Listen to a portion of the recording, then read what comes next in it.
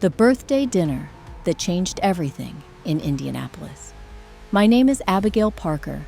I'm 34 years old, and for as long as I can remember, I've been the family fixer. But nothing, absolutely nothing, in the boardrooms or number crunching of my finance career prepared me for what went down at my dad's 55th birthday. That day started like most hectic weekdays. I was stuck at work, balancing a high-stakes negotiation with a client whose deadline kept shifting. My phone buzzed with reminders. Don't forget Dad's dinner, 6:30, Sullivan's Steakhouse. I shot a quick confirmation reply to my mom. I'll be there. As I juggled email threads and fielded urgent calls. Of course, disaster struck last minute, as it always does with financial emergencies. The client meltdown sucked me in way past office hours. When I finally slid into the driver's seat, I was already breathless, swearing at the clock, praying for traffic lights to cooperate. By the time I stepped into the heart of downtown Indianapolis, the skyline blazing with city lights, it was almost 8 o'clock. I hurried down the marble steps of Sullivan's, heels clicking, heart pounding from the guilt of running late. I forced a smile, rehearsing my apology in my head as I handed my coat to the hostess. The maitre d' escorted me to the private dining room. You know those moments where the air feels thick, like everyone's attention pivots your way? That was me, stepping into a room where the best parts of the meal had already vanished. Laughter was ricocheting off the polished wood, and the wine had clearly been flowing. My father, Henry, sat at the head of the table in a crisp navy blazer, his cheeks flushed from Cabernet. My mom, Betty, glowed beside him in a bright red dress that matched the roses in the centerpiece. Daniel, my older brother, predictably lounged with that half grin. And a few cousins from out of town had settled in, napkins already crumpled. Every plate was scraped clean, the servers efficiently clearing the last cheese crumbs, while someone poured the dregs of a wine bottle into a glass. As I slipped into the only empty seat, I offered my best, sorry I'm late, grin. But my mom's reply was a practiced, tight smile, more relief than welcome. Dad tried a joke, Daniel snickered, and the cousins made half-hearted attempts to include me in the conversation. But I couldn't shake the feeling that I'd missed a punchline everyone else already knew. Barely had I put my napkin in my lap when my mom casually slid a black leather folder toward me. No fanfare, no explanation, just a gentle tap of her manicured fingernails. "Here's the bill, sweetheart," she said, her voice glassy. For a heartbeat, I thought she meant for me to look it over, or maybe split it up. I opened the folder, expecting, well, not what I saw, 5,500 cigars. I felt the color drain from my face. $5.5 grand. Vintage wine, the most expensive steak, appetizers for a literal army. That's all yours, Abs. The number seemed almost comically high. I blinked, waiting for the punchline. My brother, Daniel, leaned forward with a smirk, eyebrows raised. "That's all yours, Abs." His words rolled over the table like a dare, casual, cruel, almost gleeful. Then the laughter hit, real and ringing. First my cousins, then Daniel, then Dad. Everyone but me.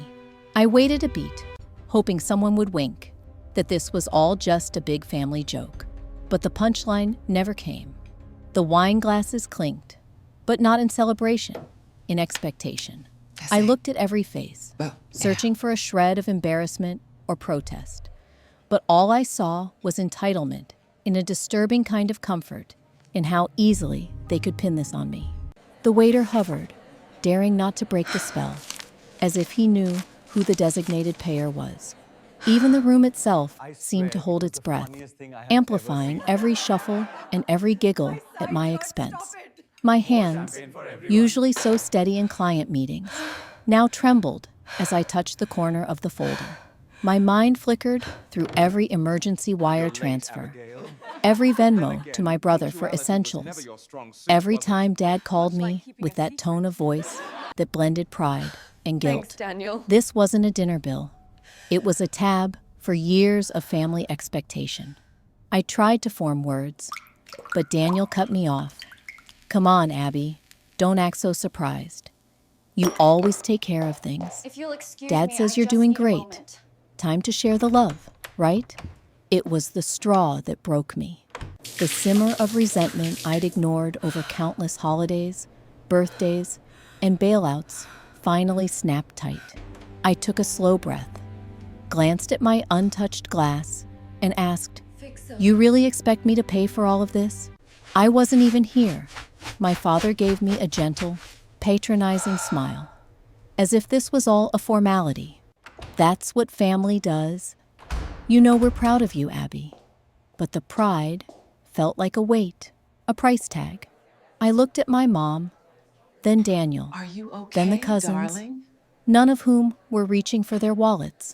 All eyes were on me, waiting for me to play my part again. My voice didn't shake. At least I had that left. "No," I said, sliding the folder back across the table. The sound of its edge scraping the cloth seemed 10 times louder. "I'm not paying." For the first time all night, no one laughed. In fact, the room froze. My mother's smile twitched and faded. Daniel's bravado flickered. Even Dad set his wine glass down, staring at me like I'd grown a second head. It was as if I'd broken a family contract no one else had needed to sign. I stood, gathering my purse, pulse pounding. I didn't say another word, didn't trust myself to. The silence in the dining room followed me out the door, echoing every silent sacrifice I'd made for them. But if the walk out felt painful, the fresh Indianapolis night air tasted like freedom, cold, sharp, and electric. Some moments you look back and know everything changed. That was mine. And as I drove home under city lights, I knew this birthday dinner would start aftershocks I couldn't ignore any longer. My past as the unpaid fixer, growing up in the shadow of Chicago's distant skyline. My role in the Johnson family was never in doubt. Our creaky 2-story house on the city's worn-out west side seemed to defy gravity and reason, with every gust of wind rattling the windows. The paint peeled back in stubborn curls along the siding. The roof leaked, no matter how many buckets we lined up. But if anything groaned louder than those old floorboards, it was the weight of my family's expectations. A constant, low thrum that never quite went away. My father, Frank Johnson, was a trucker until bad knees and a back surgery forced him into early retirement. He spent his days in an old recliner watching TV game shows, barking orders or grumbling in the direction of whichever child wandered within earshot. My mother, Linda, held down the register at the local Safeway, laboring through double shifts with tired eyes and a ready smile. Then there was my brother, Jason, 2 years older but forever adolescent, ensconced in the basement, looking for freelance design gigs, online, but mostly gaming past midnight. Out of the 4 of us, I was the only one who ever made it out, barely, with faded scholarships and a heap of student loans, but enough to finish college and find a corporate job downtown. I love my parents, but love can be complicated. From the day I got my first job offer, they made their pride unmistakable. "That's my girl, finally going places," Dad bragged to neighbors over the backyard fence. Yet, with every milestone, some new family crisis took priority. A broken-down furnace in the dead of February, skyrocketing medical bills after my dad's accident, Jason's latest entrepreneurial pitch that evidently couldn't wait another week. It started as the occasional $100, quietly slipped into my mother's purse, covered with a patient smile. But the asks kept coming. I became the unofficial family ATM before I could even afford dress shoes for my first day at work. I paid for my brother's laptop, swiped my card for car repairs, chipped in for groceries and late rent. Birthdays and holidays brought a new round of requests. Can you spot us until next Friday? Or, sweetheart, your dad's got a doctor's appointment. Once, Mom called in tears about a fridge gone kaput, her voice trembling as if the world might end. I emptied my meager savings to send her $700, skipping meals myself so she could eat comfortably. I told myself I was lucky to be earning it all, that this was what family meant, especially for those who had less. But what started as generosity slowly mutated into obligation. My phone became a hotline for emergencies, some real, most invented. When Dad was in the hospital, I paid for scans and medications without a second thought. Never mind the overtime hours I'd have to put in to make up for it. When Jason needed art supplies for classes he'd later drop, I handed him a wad of bills with a warning and an unspoken ache. It was always easier to say yes than to endure his shrugs and Mom's reproachful sighs. The worst part wasn't even the money. It was the way each favor seemed invisible, erased, and replaced by the next urgent need.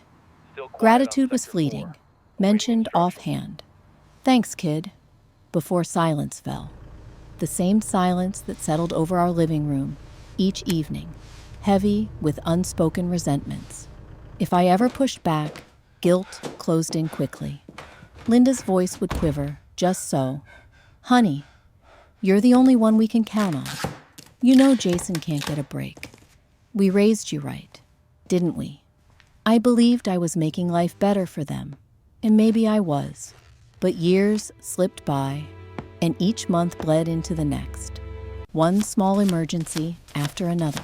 Apartment rent on hold, my own plans, vacation, mortgage, a new car, forever on pause. To the outside world, I was a success. Inside, I was just keeping my head above water, my smile stretched thin, and my back hunched from carrying the load. Sometimes, late at night, I'd wonder how things might have been if I'd learned to say no sooner. But in the Johnson family, no was never an option. At least, not before that infamous birthday dinner. The $6,200 check and the final line. I still remember the metallic taste in my mouth as my mom slid the sleek black folder across the table. A simple, almost elegant gesture that belied what was inside. The lights in the private dining room of Hamilton & Sons cast everything in a warm, golden hue. But I felt anything but cozy. Everyone at that long mahogany table, Dad, Mom, Cousin Donna, Uncle Rick, and Daniel, seemed relaxed, enjoying the afterglow of expensive red wine and ribeye. I was the straggler, late from work, still in my tailored suit. My shoes pinched with every step, but they couldn't hurt as much as the moment I realized what was happening. I opened the folder, thinking maybe I'd need to split the cost or approve a card. Instead, my heart nearly leapt out of my chest. $6,200. The bill was almost comically long. Bottles of Pinot Noir and Cabernet, towers of king crab, tomahawk steaks, even private desserts, each itemized in sharp typeface. My brain stuttered, struggling to reconcile what my eyes were seeing with what my family expected. I stared, waiting for someone to say it was a joke. Daniel leaned forward, swirling a glass of whiskey, and grinned. That's all for you, Jackie. You're the CFO of the family, right? The table erupted into laughter. Even Mom snickered, patting my hand. You've got the big job now, honey. This is nothing for you. The humiliation was instantaneous. My ears burned. I don't remember if I had started sweating or shivering, but I felt nailed to that leather seat, unable to move. It wasn't just the money. It was the memory of every little ask. Jason's car repairs, Dad's overdue gas bill, Daniel's endless investments, my own vacation fund, dwindling with every new emergency. Some part of me wanted to get angry, really, truly angry, to snatch the check and rip it to shreds. My hands shook instead. For a brief second, time seemed to slow down, letting me study each face around the table. My mother's smile wavered briefly, as if even she wondered if this was too much. My father cleared his throat and muttered a half-hearted joke about paying it forward. Daniel leaned back smugly, watching me, waiting for me to fold and play the role they'd assigned. Problem solver, fixer, ATM. Donna and Rick barely concealed their anticipation. Would I go for my wallet like always, or finally say something?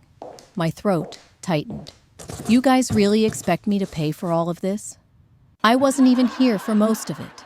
My voice came out steadier than I felt, slicing through the room's laughter. Daniel rolled his eyes. Oh, come on. You're doing great. It's a special night. Don't be such a downer. Dad piped in, trying a softer touch. That's what family is for. We always have each other's backs. We're just so proud of you. But pride didn't feel like a compliment at that table. It felt like a trap. My mom squeezed my hand, her perfectly manicured nails pressing too hard. We know you can handle it. You've always taken care of us, Jackie. That's why we never worry. My pulse pounded in my ears. The waiter came by quietly, hovering, sensitive to the tension. It would have been so easy to pull out my card, enter the PIN, and stay in their good graces, at least for a few more weeks. That was what I'd always done. Filled the spaces they left empty, paid off the debts they accumulated, smiled even as I calculated how much this would set my own life back. I looked at the check again. $200, nearly 2 months' rent, a down payment for a car. It wasn't about the number anymore. It was about the years of being expected to sacrifice for people who had stopped seeing me as a daughter, as a sister, as a person with needs. Instead, I'd just become a safety net, unbreakable, unthanked, unnoticed. It wasn't my fault. Except in crisis, I flashed through impossible calculations. How many years had I been doing this? How much had I quietly wired, spent, or sunk into bills that weren't mine? And what did I have to show for it? I thought of the vacation I'd never taken, the condo I still couldn't afford, the deferred dreams everyone seemed to treat as dusty jokes. My hand pushed the folder back toward my mom. A simple movement, but it felt like tossing a boulder through a glass house. No, I said, my voice small at first, but growing stronger. Not this time. The silence was immediate and absolute. The laughter collapsed, replaced with open stares. Shock on my cousin's face. Wounded pride on Dad's. Cold calculation on Daniel's. Even my mom flinched, her smile faltering. Dad's eyes narrowed. Jacqueline, let's not be selfish. I stood up, the screech of my chair startling even the waiter. I'm not selfish. I just can't do this anymore. Pay your own bill, Daniel. There was a scramble. People protesting, muttering, grasping for the old script. But I grabbed my purse, refusing to make eye contact. My hands trembled, but I felt something different. A pulse of anger, but layered now with a stinging clarity. If I didn't stop it here, it would never stop. If I didn't draw a line, they'd cross it every single time. I made it out to the marble foyer on shaky legs. The buzz of the main dining room louder than my own heartbeat. The night air hit my face cold and clean when the doors swung open. For the first time, maybe in my entire adult life, I felt the sting of real freedom, bittersweet and raw. I stood there, the city lights of Chicago blurring gold through my tears, knowing this wasn't just the end of a disastrous dinner. It was the first time I'd ever really stood up for myself against the people who claimed to love me most. I walked back to my car, each footstep lighter. Later that night, as the shock wore off and the adrenaline ebbed, shame and guilt fought for dominance inside me. Had I really abandoned my family? Was this the final straw? Or was it the first brick in a wall I'd been afraid to build for years?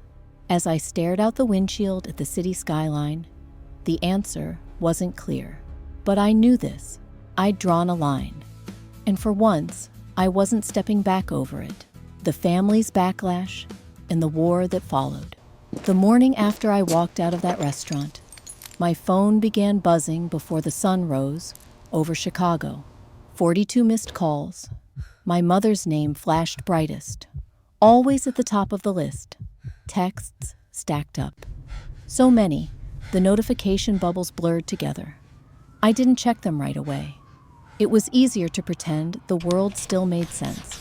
But eventually, curiosity and dread won over. The messages were a mix of guilt trips, accusations, and cold, stinging disappointment. My mom started soft. "Abby, why would you embarrass your father and family like that? We needed you." Then, as I didn't reply, her tone sharpened. "You're ungrateful, after everything we've done for you." Dad's texts were shorter, more clipped. "We need to talk." And then, "This isn't how family works." My brother Daniel didn't text. Instead, he broadcasted a status update on Facebook. It's crazy how some people forget where they came from. A handful of distant aunts and cousins chimed in with likes and comments, the kind that stung just enough to cut. It wasn't only my phone. An email arrived from my father's account with the glaring, bold subject, Family Financial Agreement. It was a PDF, formal as a lease, laying out expectations for a monthly contribution, $1,000 every 30 days, without fail, for the home, groceries. Daniel's business needs were tucked in there too, like a footnote. I read it twice, maybe 3 times, making sure I understood what was happening. This wasn't a plea for help. This was an invoice disguised as family duty. A familiar dull ache rolled through my chest. I sat at my kitchen table, the breakfast I'd made left untouched, staring at the contract as if it might suddenly make sense. So this was it, a formal price for my place in the family. I'm not sure what they thought I'd do. Cave? Apologize? Regret drawing my own line? For days, I did nothing. I turned off notifications. I muted their group chats and buried myself in work. I didn't want to face it, didn't want to have to defend choosing myself. But the storm only grew. Daniel sent a string of passive-aggressive memes to our old group text. My mother left voicemails, sometimes in tears, more often angry, one overlapping the next as she raced to outpace her own disappointment. My father escalated. "If you don't want to be a part of this family anymore, say so." Even extended family joined in. An aunt from Detroit called, voice full of rehearsed concern. "Your mom's not sleeping, sweetheart. Whatever you did, just fix it." I felt like I was drowning. Thank you. Each message, another pull under. They didn't talk about what actually happened. Not about the bill. Not about years of taking. All focus was on the fact that I'd finally said no. I tried to talk to friends, searching for someone to understand the choking guilt. Most listened, shaking their heads in disbelief. My closest friend, Amelia, the kind who tells you what you don't want to hear, just asked, "Abby, what would you tell me to do?" That was all it took. I knew. I just hated admitting it. Finally, I texted Michelle, my boyfriend, my anchor, begging for coffee. He listened as I poured my heart out in a back booth at the grounds, letting me talk in circles. He clicked open Daniel's Facebook page, read the nasty commentary out loud, but didn't flinch. At the end, he took my hands, his voice gentle, but iron hard. What am I missing? They're making you the villain because it lets everyone else off the hook. Do you want to keep playing that part? That night, I couldn't sleep. I tossed and turned, replaying every conversation, every small kindness, every stinging word. I remembered the childhood moments, birthday parties, holidays, late-night emergencies. My family had always needed me, but since when did they get to demand me? By the end of the week, I'd made up my mind. I replied to my father's email with a short sentence. I decline. That was it. No argument, no explanation, no apology. My hands trembled as I hit send. I went for a walk through the crisp October air, trying to catch my breath, half certain the sidewalk would swallow me whole for defying the people who made me. The retaliation came fast. My mom showed up at my office, security called me down, and she stood in the lobby, eyes red, clutching a printout of her latest message. She shouted, in full view of my coworkers, about betrayal and family. In my ungrateful heart, I led her outside before the humiliation was total.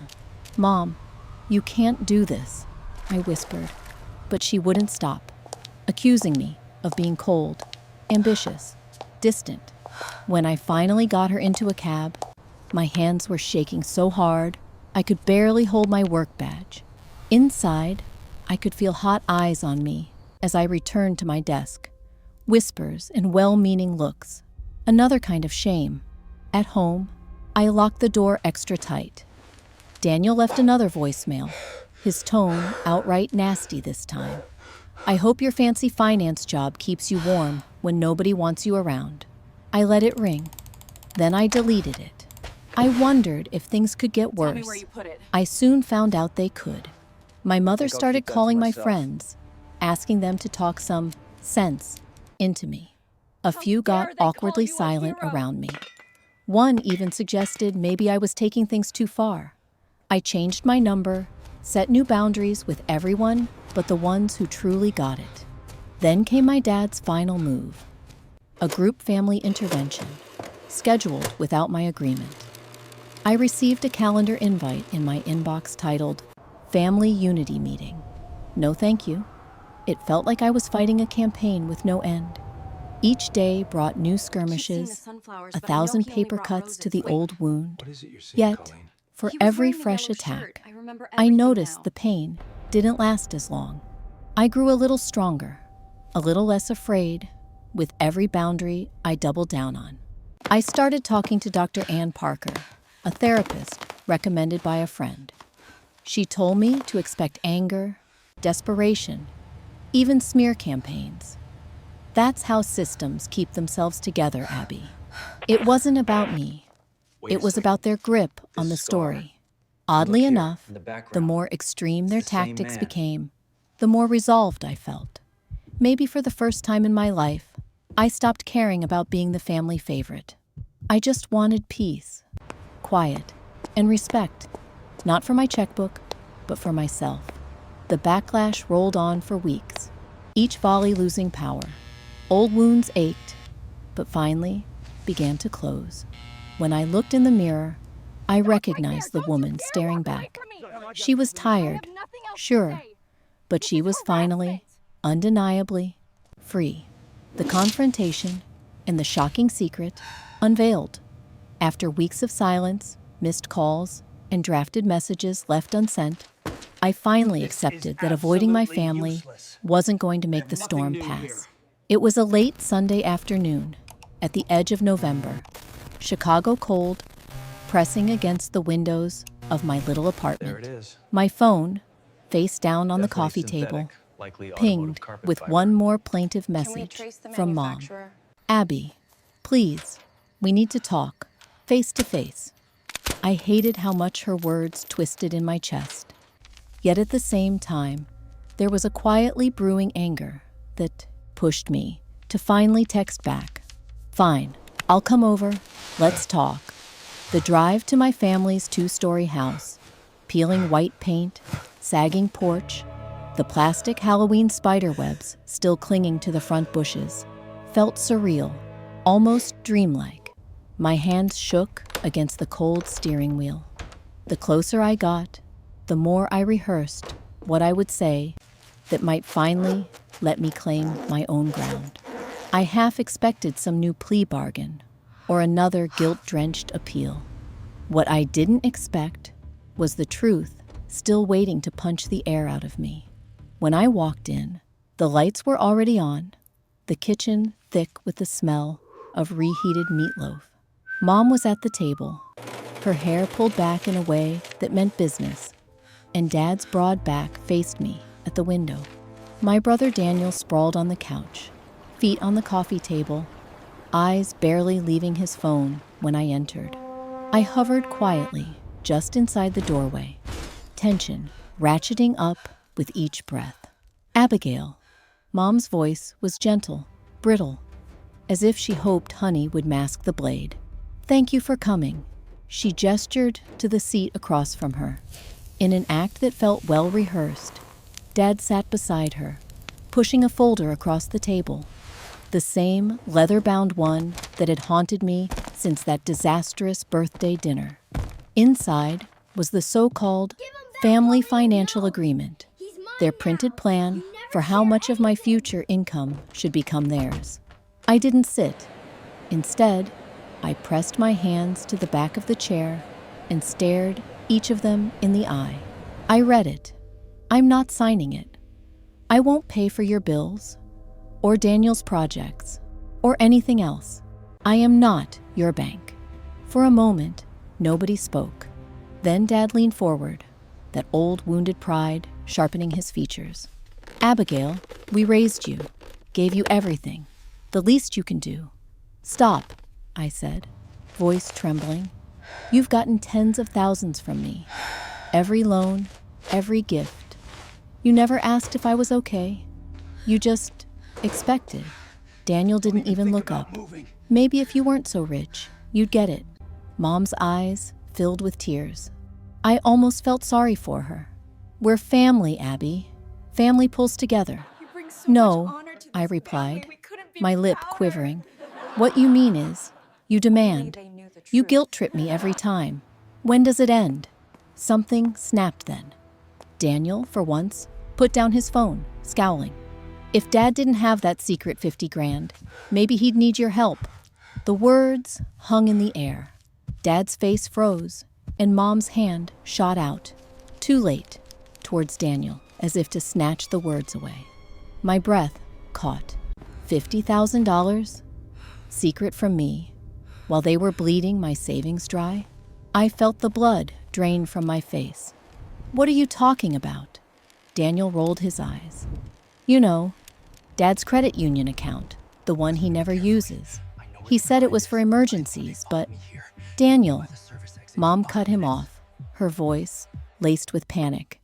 Dad looked away, jaw clenched. We kept it for, I don't know, just in case. I could barely speak. Are you telling me you had money stashed away this whole time? While you let me cover your bills, Daniel's schemes, Mom's new fridge, the roof, everything.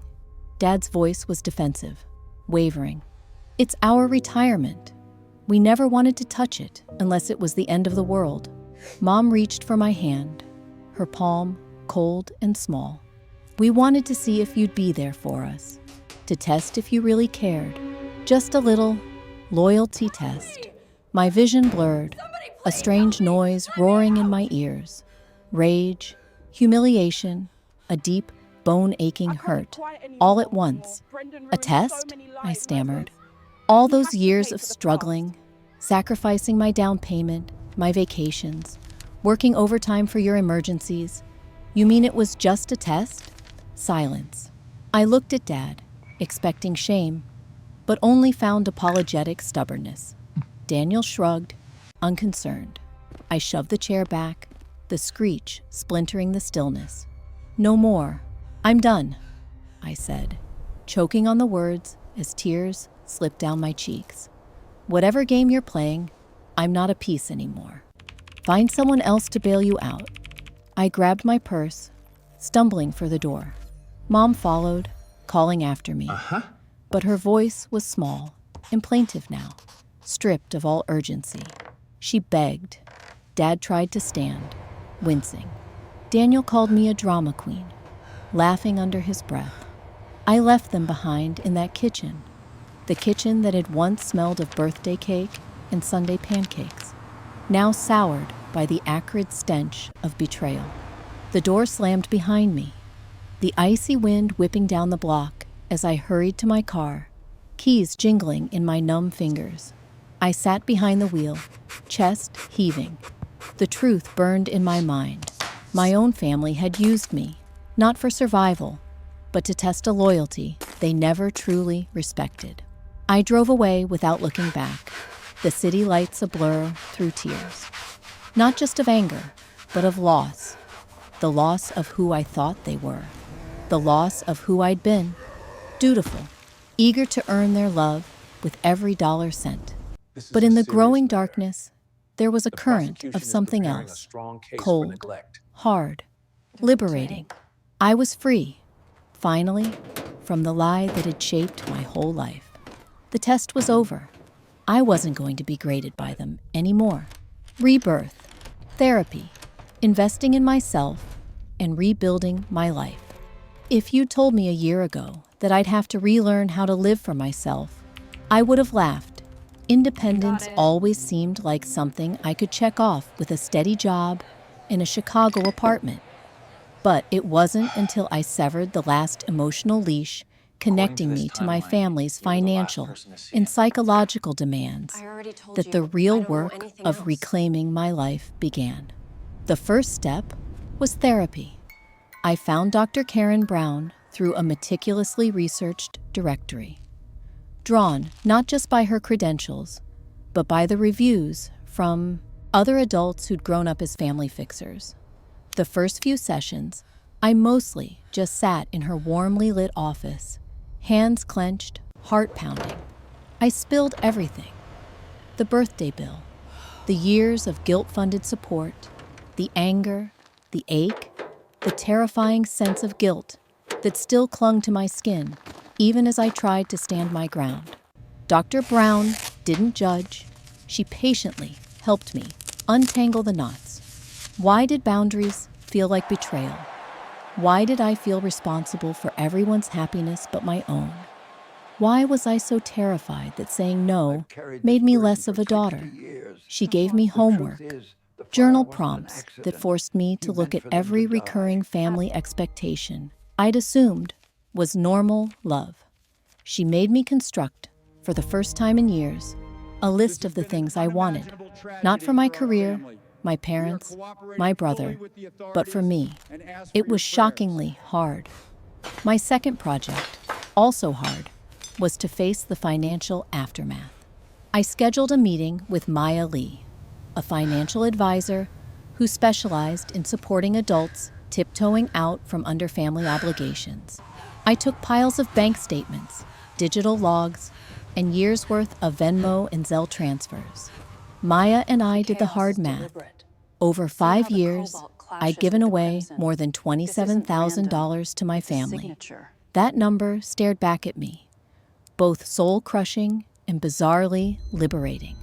Maya helped me craft a new budget, one that prioritized rebuilding my emergency fund, starting real retirement savings, and, for the first time, carving out money for things that brought me joy. Travel, hobbies, even the occasional fancy dinner, just for myself. Therapy and financial planning were huge, but equally transformative were the small, social, and physical investments in rebuilding my own life.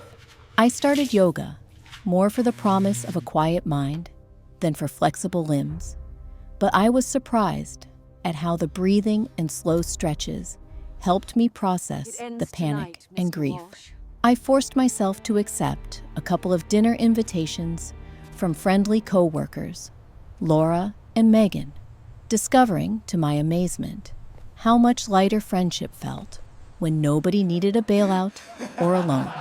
For the first time since college, I felt a flicker of belonging that had nothing to do with family obligation and everything to do with shared laughter and true companionship.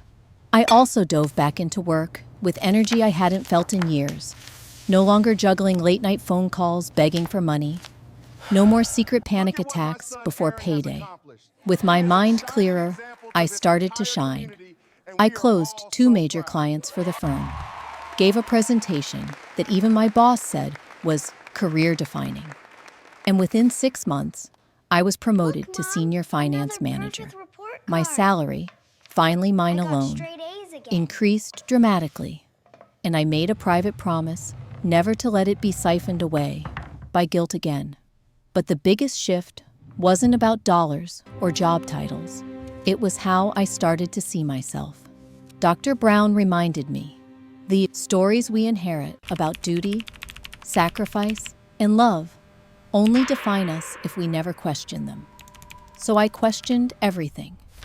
I revisited my childhood journals and realized how early I'd accepted the role of unpaid rescuer. I grieved the years I'd given away, but I also allowed myself to dream about what was next. I kept my circle small for a while, trusting only a handful of friends with the gritty, ugly details. I let my boyfriend, Mark, see the mess too. The tears, the anxiety, the shame. Instead of recoiling, he simply stayed, bringing coffee on the hardest days and reminding me that loyalty doesn't have to hurt. There were setbacks. Sometimes I'd wake at night, heart racing, convinced I was still letting someone down. Occasionally, my mom's number would pop up on my phone, and I'd have to mute it, breathing through the compulsion to just help one last time. But the more I resisted, the more the urge dimmed. I filled my weekends with new rituals, solo walks along the lake, handwritten lists of future hopes, museum visits just for fun. I took a cooking class with Megan. I signed up for a travel writing workshop just because I wanted to rediscover joy in words for myself, not as a way to earn anyone's affection or approval. And finally, as the months rolled by and I stuck to my boundaries, I felt, slowly, then suddenly, like someone new, or maybe, finally, like myself. The old shame and resentment didn't vanish overnight, but for the first time, I no longer saw my life as a series of sacrifices for people who would never see them. Instead, I built a new narrative, brick by brick, one where I was worthy, not for what I gave, but for the simple fact that I was alive and growing. My life, messy and unfinished, was finally my own, closing the door on pain and choosing freedom. Thanksgiving crept up with a chill in the Chicago air, the kind that bites a little sharper when you know the holiday won't feel like home. In the weeks since ripping away from my family's hold, I'd been drifting somewhere between heartache and hopeful anticipation. Part of me dreaded the emptiness to come, the chair left vacant at the family table, the possibility of being written out of my own family's story.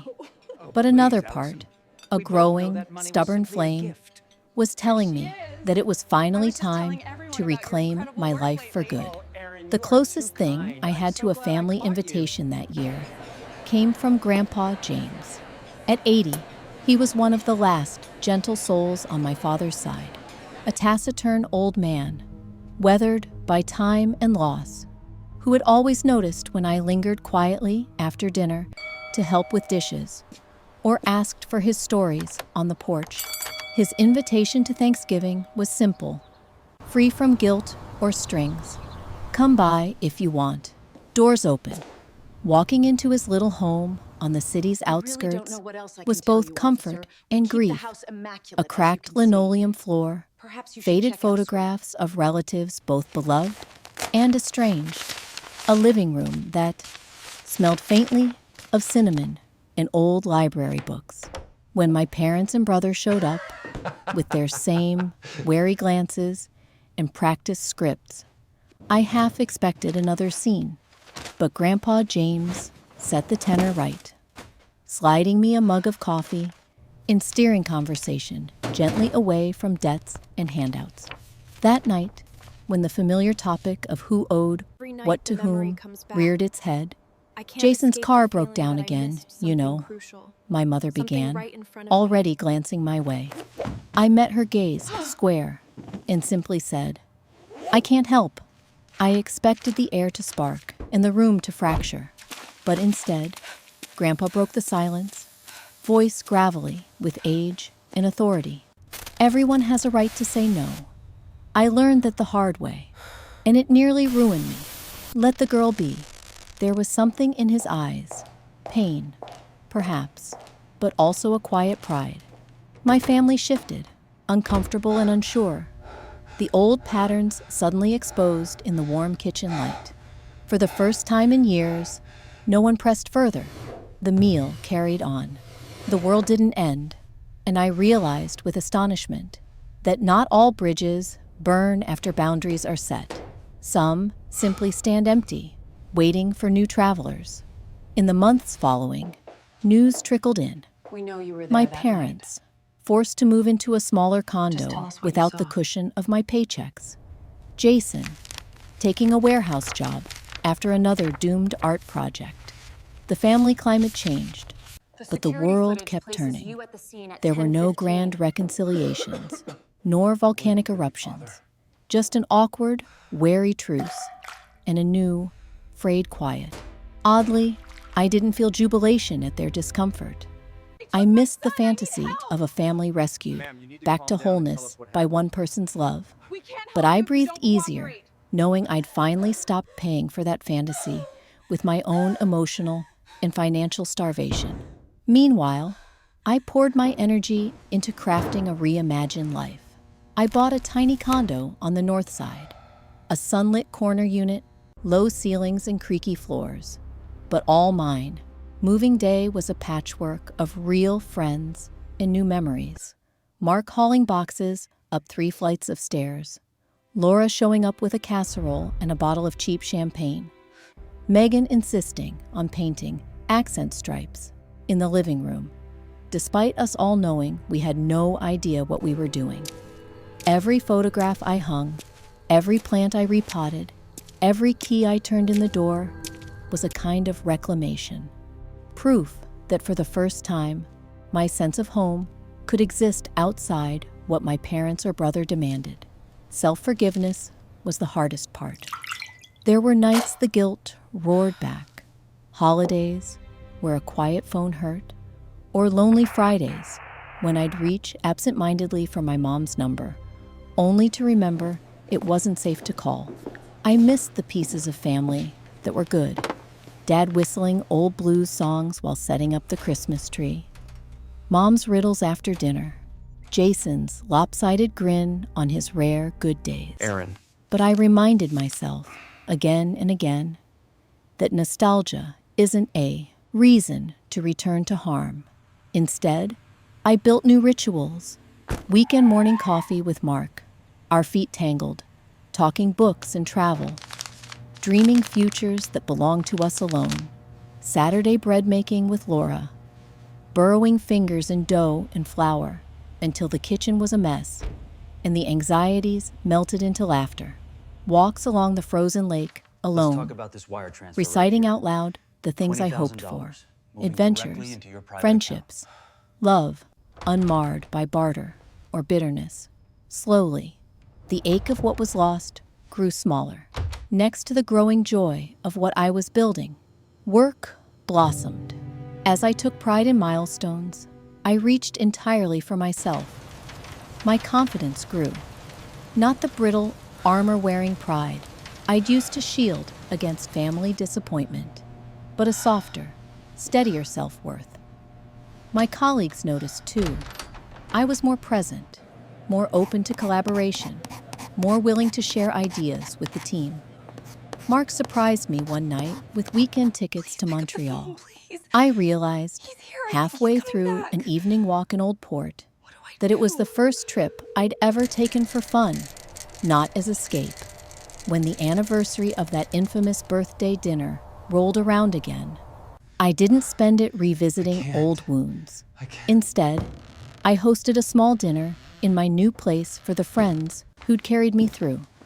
The menu was my favorite, not anyone else's. Roasted salmon, a haphazard apple tart, 2 bottles of affordable white wine. Midway through the laughter and toasts, I caught myself smiling. Not the brittle defensive grin of a year before, but a genuine, unguarded happiness. I didn't need to fix a crisis, smooth over an argument, or mortgage my future just to be welcome in the room. I belonged, simply because I showed up as myself. In closing this painful chapter, I learned what freedom tastes like. Not a clean break, nor total forgetfulness, but a quiet, everyday commitment to protect the life and the dignity I fought so hard to win. There are still hard days. Sometimes the phone rings and guilt whispers from old corners. But each time I say no, each time I embrace the world I'm creating, the voice of my own worth grows louder. I may never have a storybook family again, but I finally believe, deep in my bones, that I am enough and that my future belongs to me.